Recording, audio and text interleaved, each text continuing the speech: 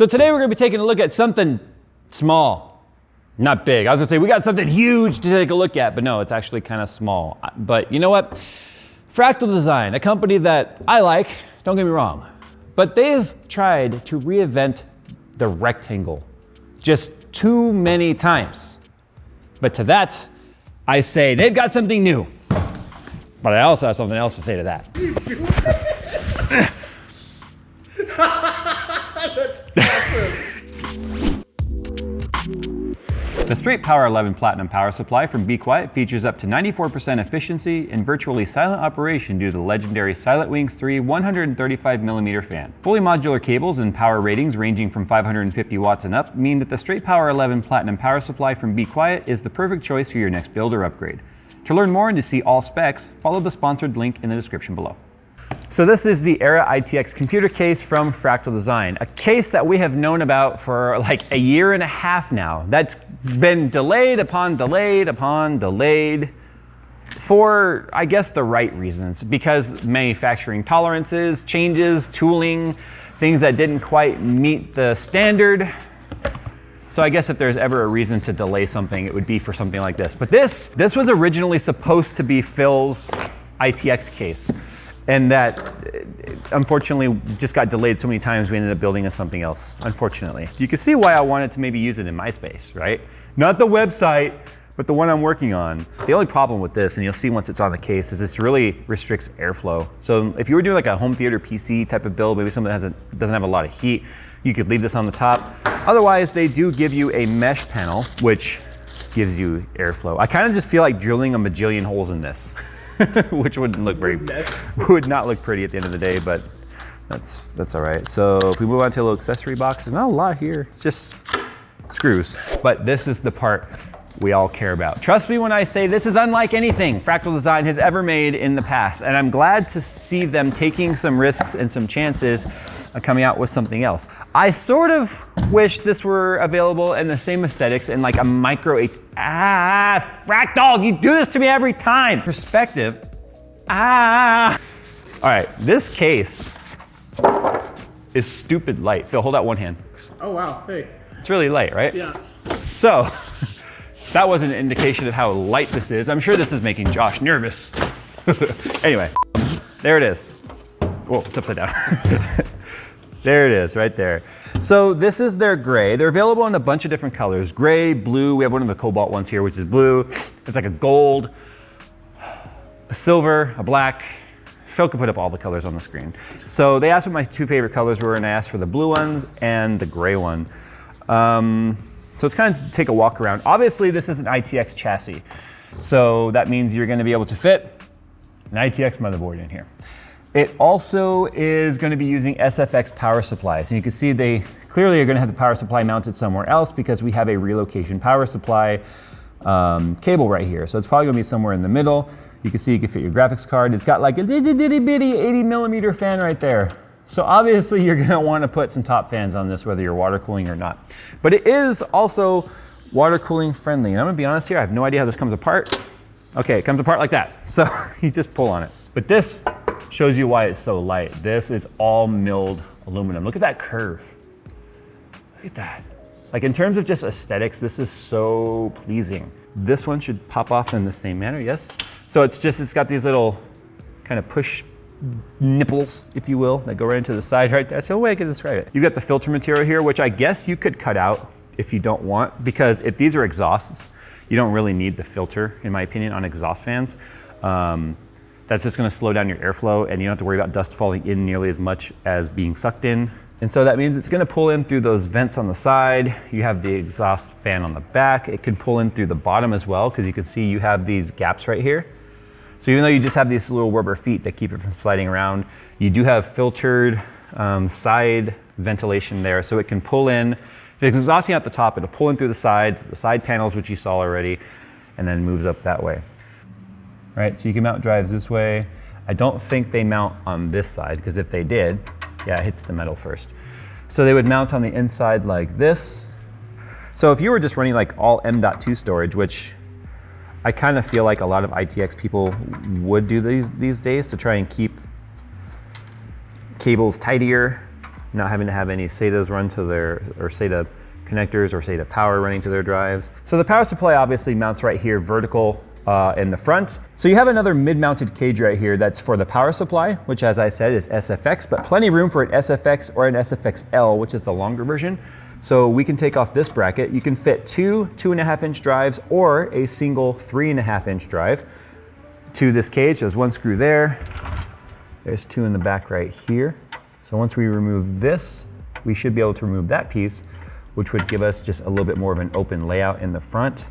Looks like you can also change the height adjustment of this. So that's a drive cage right there, which also doubles as a standard ATX mount. I just noticed that. So that is awesome, because if you don't want to run an SFX power supply, you can run a full-size power supply, something like a 600 or something short. So here's the full-size ATX bracket right there.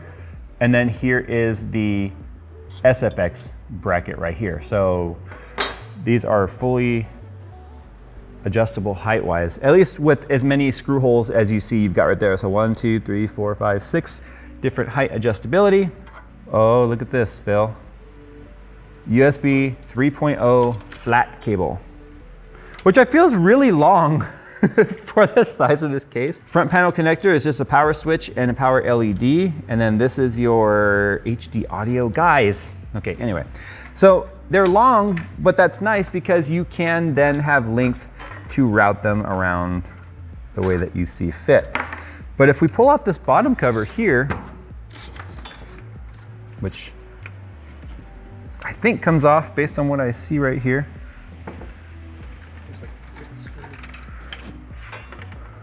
Oh, they are screwed in. Thanks for saying that, otherwise you'd do then it's blue. So on the bottom here, you just take the bottom off. so there's 6 screws that hold this bottom piece on. However, it looks like there is room to put 2 120mm fans on the bottom as well, which means you can have a nice updraft style build. So although it's got that 80mm in the back, which is really small, and it on its own is not gonna move much air, and for a gaming PC, if you built a gaming PC in this, is not gonna get the job done, you definitely would be able to get the proper airflow for a gaming rig if you do 2 on the bottom, 2 on the top. So the bottom's pulling air up, the top is exhausting air out.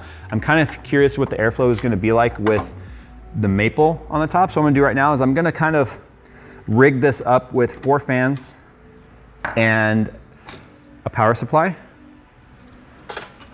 So as you can see there with just the chassis now, this is what you get.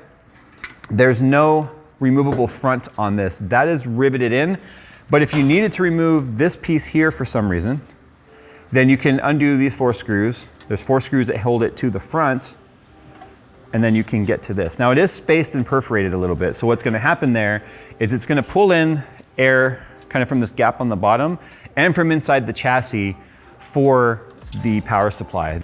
Now in terms of graphics cards, you're not gonna fit any large style card in there. You're gonna be stuck to reference PCB or smaller. So once it's in there, you can see the fans also push right against this ventilated bottom. So it's gonna have to pull air in through that gap on the bottom that I showed earlier. So a couple things to show right now while I'm doing this mock-up. You can see I have an SFX power supply in here. It's not an SFX L. L is just a little bit longer. I've got a 2080 Ti, so that's a reference card in there. I've got the motherboard in there. The top panel actually comes off. It's threaded on there with 4 screws, which is kind of nice because any additional sides that you can get to for, say, cable management and such is going to make it that much better to try and get things all wired up. Speaking of cable management, this power supply right here, this is the SF600 from Corsair. This is Phil's old power supply. He has like the short cable set that's, you know, braided and whatnot. It's got the sleeve on it, paracord. Is probably, like the 24 pin's probably okay. As you can see for PCI Express, we only have to go from there to there. So this is one of those things where like getting a custom cable set from something like maybe Cable Mod or Mod 1 or whatever would make a lot of sense in terms of cleaning this up. On the flip side to that, there is no side panel, no glass panel for this. So you're not gonna see the inside anyway. So it's one of those things where it all depends on how anal you wanna be in terms of how nice you know it looks inside when you can't see it, which is kind of a disappointment considering how good these parts look. Like even the Z390i ITX motherboard from Asus, the gunmetal matches this case perfectly. And I'm like, imagine if I was to do a tempered glass side panel build in this case with the nickel, how that would have looked if it had a glass panel. Now that's not to say that you can't somehow customize this in some way and make it work. I mean, nothing's impossible, but I just think that would have looked so good. So what I'm gonna do for the mock-up right now is I'm not gonna do like an actual system boot and generate any heat because I don't have an OS or anything ready to go. But what I can do is I can throw in these easy DIY fab fans that I showed you in one of our last videos, like last week, and I can mock them up to move air. So I can at least measure the air flow coming out of this chassis. So we're doing two 120 millimeter fans on the top. So you can see I've got the power supply spaced down just enough to clear this. See, at first I spaced it for the bracket and I went, oh, that's not gonna work because I've got the extension cable here that I have to account for. So this barely fits, but the nice thing is taking this off made it a lot easier, although I could slide it in there if I needed to. I could fully custom loop this, and I kind of want to take on that challenge and do a full custom loop in this case, although I'm not gonna be able to do a custom loop on the graphics card because the height of the terminal in terms of putting the fittings on there will not allow it with the side panel, so it would only be a water-cooled CPU loop. This is one of those things where, although I'm not building a full system in this right now, I still say that when it comes to case reviews and such, you never, ever get the full story until you start building in it. Because things might look great on paper and they might look great as you're going, oh, you could put this here and you could put that there. Oh, look at what they did there. Sometimes it might not work out as practical as designed. So that's one of the things that we're at least able to test by doing a mock-up with graphics card and fans and power supply and motherboard, which is why I was able to say immediately, like, oh, custom cables on this would certainly make the job easier. It's not impossible. I mean, it would just be a little bit of a cable management nightmare. There's plenty of room here that you could coil up cables and just kind of jam them back there. So we are running this test right now with the top fan filter in place. The side filters are in place. And then we are gonna start first with the maple top right here. Now, with the maple top on, all you get is the gap around the edges in terms of airflow. So I do expect airflow to be impeded quite a bit by that. We are using my easy DIY fans to control, well, the remote control to control the fan, so I can do slow, medium, and fast. And then I am gonna have the 80 mil fan running at 100%. It's such a slow RPM fan anyway, it makes like no noise. Here, I'll go ahead and make it go now. I'm literally sticking my ear to it, and although it's turning and I can feel a little bit of airflow, that fan alone, this is not gonna get the job done. But we know that these DIY or easy DIY fans move a crap ton of air, so let's go ahead and just get these on because I wanna hear what the acoustics sound like too. I don't know, man.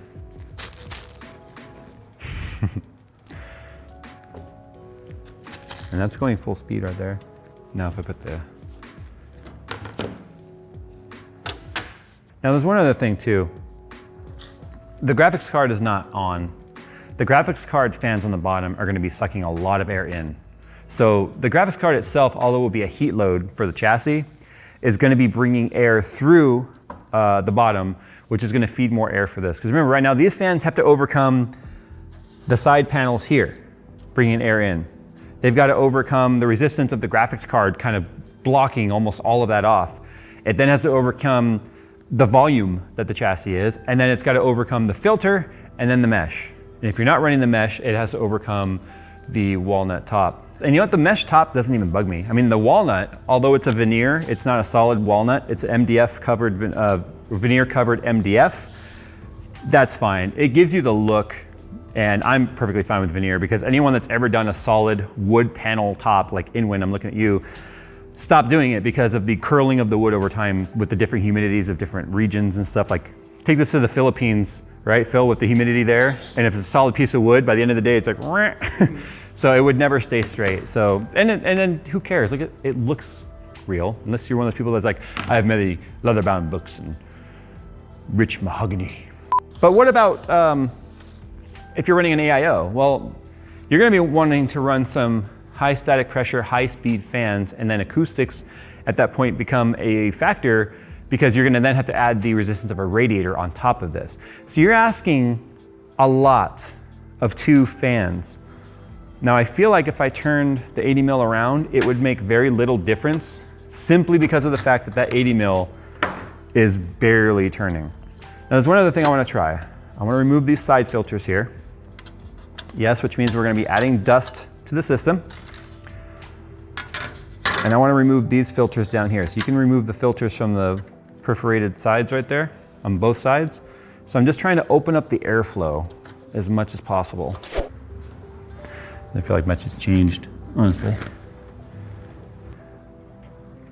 No, that's not gonna work. So you're certainly gonna be at a limitation of the height of the cooler that you could fit in there. In fact, you could fit exactly this much millimeters in height in there. I'm of the mindset that if I can feel the airflow, then I know we're gonna have cooling. There's been systems I've built where you could barely feel the airflow, and yeah, temperatures did suffer a little bit. But I also believe that when you adopt a chassis like this, you've chosen aesthetics and you have chosen a form factor over the maximum cooling capacity. And that's something that you're just gonna have to accept. In fact, to date, I still believe the best cooling and performing ITX chassis that I have ever used is the Corsair one. Caveat, you can't buy it. You have to buy it in a complete build. So it's kind of a moot point right there. I feel like if more brands started to incorporate the convection assisted cooling, I don't know if there's a patent on that, there might be, or at least something derivative of it, then you'd get much better performance, which is what this one's kind of trying to do, honestly. The difference is, on a chassis like that, you're forcing the air to come in through the radiators. Fresh air through the rads, not fresh air slow down, make turns, then through rad, which is kind of what we're gonna sort of be dealing with right here. So as you can see, I was able to fit a 240 rad in there, had to push the SFX down quite a bit. The air for exhausting from the PSU is gonna push right up into the radiator, but the radiator is gonna take that air and suck it through. If this thing is being pushed to its limit and putting off hot air, it's gonna pull hot air into that rad. It's gonna pull hot air anyway because of the graphics card being down here.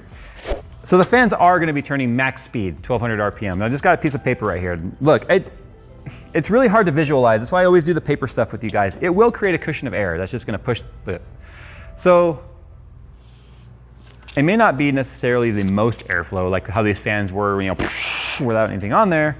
So what if I do the maple?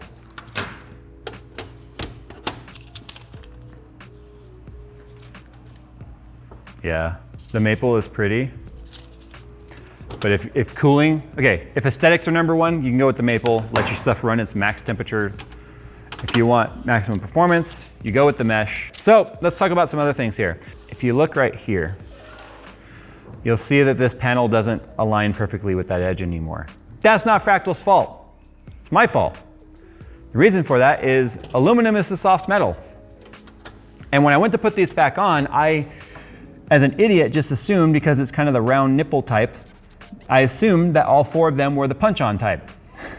So I was like, bam, why is it getting on? Bam, bam, bam. And I realized, like, oh, the bottom has these little V channels that they slide down into, and then you clip the top on.